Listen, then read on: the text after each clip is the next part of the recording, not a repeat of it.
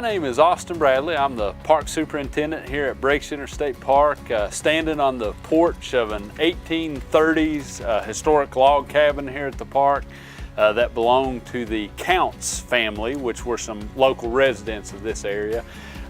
Just really wanted to share with you all what we have going on in November and December here in the park. A lot of people think that the park closes at the end of October. We get that question all the time.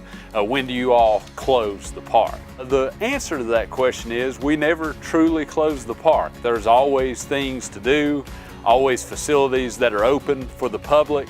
There are trails to hike, overlooks to see. The fall is one of the very best times. The late fall and winter are some of the very best times to come and see different features of the park that you wouldn't typically see. The leaves are still on this year. We've had a late fall foliage season. We anticipate that the leaves will remain all the way through mid-November, and we just have very vibrant color here right now. All through November and also into December, there are various adventure opportunities that are available here at the park. One of the really interesting things that you can do is our new zip line, the Canyon Rim zip line. And it is so interesting because it gives a perspective of the gorge that you just normally wouldn't get. It goes basically from overlook to overlook, very long spans at a time. There are 3 lines that travel for half a mile along the rim of the gorge, and when you're out there between the overlooks, just kind of hanging out almost over the river, the perspective that you get on the gorge is just really one that you can't get anywhere else other than on the zip line. The zip line will stay open weekends all the way through the end of November, and the late fall is a great time to ride it as well, because even after the leaves fall off, you can get some really beautiful views of rock formations down in the gorge that you can't get at other times of the year. We are running a late season special on the zipline tour.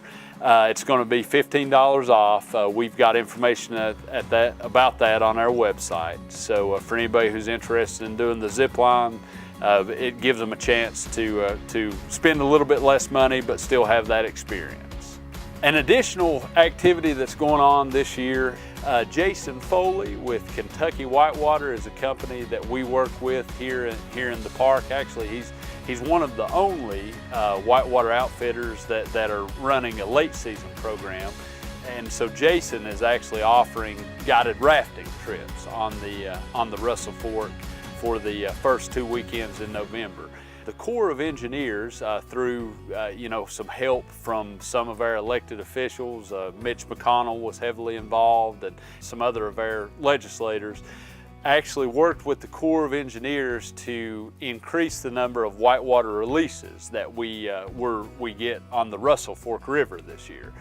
In addition to Jason's trips on the Russell Fork, we're leaving the campground open here in the park later than we typically do.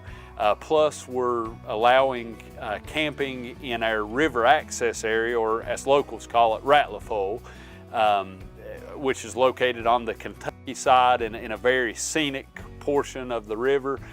So we're going to actually allow camping for the first 2 weekends in November, Friday and Saturday night only, in honor of the additional whitewater releases that the Corps of Engineers is providing this year. There is a misperception, I think, that basically the park closes at the end of October. What a lot of people don't know is that the Rhododendron Lodge and our restaurant, the Rhododendron Restaurant, actually remains open all the way through Thanksgiving. We have various things scheduled at the conference center and lodge throughout November. One of the really big things that we're really excited about that's going to happen on November the 10th is the Russell Fork River Bluegrass Show. It's hosted by a really well-known and great local musician, Dave Adkins.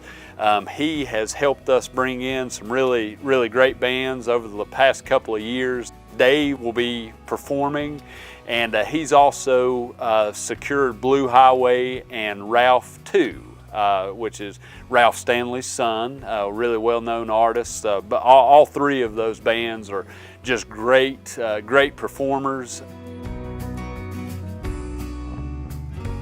In addition, lodging opportunities are available year-round in the park. A lot of times people come during June and July and August, and those are great times to come. But the park is oftentimes fairly crowded, especially on weekends. We keep our cabins, our cottages, and our hotels open year-round for rentals, and we also keep the campground open through the middle of November.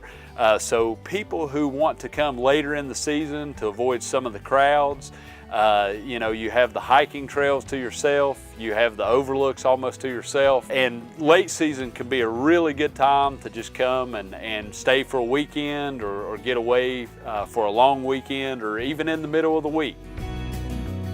The late fall and winter especially are great times to get out and hike in the park. We have over 25 miles on both the Kentucky and the Virginia side of hiking trails. We have, there's a trailhead for the Pine Mountain Trail that runs all the way to Cumberland Gap National Park. That's located on the Kentucky portion of our park. In addition, we have several really nice hiking trails located on the Virginia side of our park that several of them follow the rim of the gorge. Some of them go down into the interior of the gorge. The late fall and winter are such a nice time to hike because you can see a lot of geological features that you don't see during the summer when most people really come and visit the park. Another great thing is that the snakes and the insects and the poison ivy that were present during the warmer portions of the year are not nearly as prevalent now. That can make for a more enjoyable experience for some folks.